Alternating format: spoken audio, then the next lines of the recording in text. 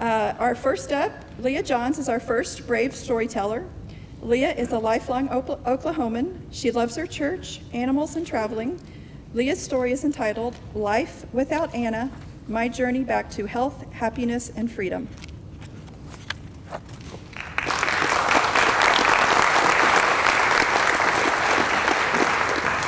Good evening.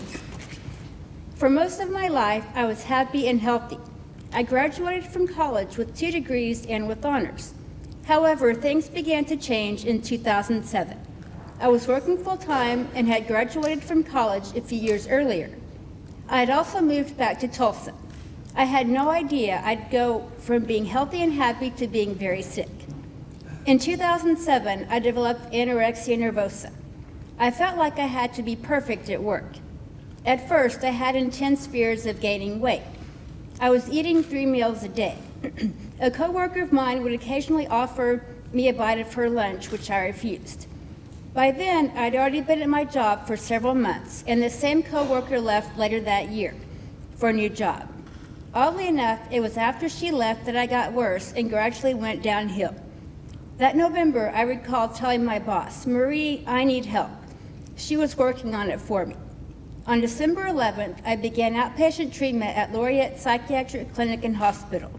I saw a wonderful psychologist, a dietitian, and I still see a wonderful psychiatrist. A few weeks into treatment, my eating disorder behaviors began. I remember them quite well, and I remember how low my weight got. My psychologist wanted me to also see a dietitian. I didn't want to because I didn't want to gain weight and be put on a meal plan. However, I started seeing one, and after a while, I began to trust her. I also recall how bad I felt emotionally and physically during this time. I got irritable easily, I wanted to cry for no reason, and I felt exhausted, weak, cold, and dizzy at times. It was all about me, and I didn't care. I had times I wanted to tell my parents, but I couldn't bring myself to do it. Finally, I did, and it was one of the hardest things I had to do. I'll never forget that my mom cried. She even had me move back in with them, which was difficult for me. By this time, I had gained some weight. I felt better physically, but not always emotionally.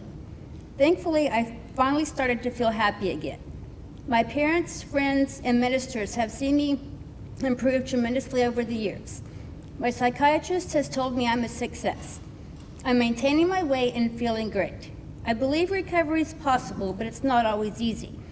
I didn't know who I was without the eating disorder, but I know I am not the eating disorder. Life is so much better without Anna. Recovery is definitely worth it, and I can assure you of that.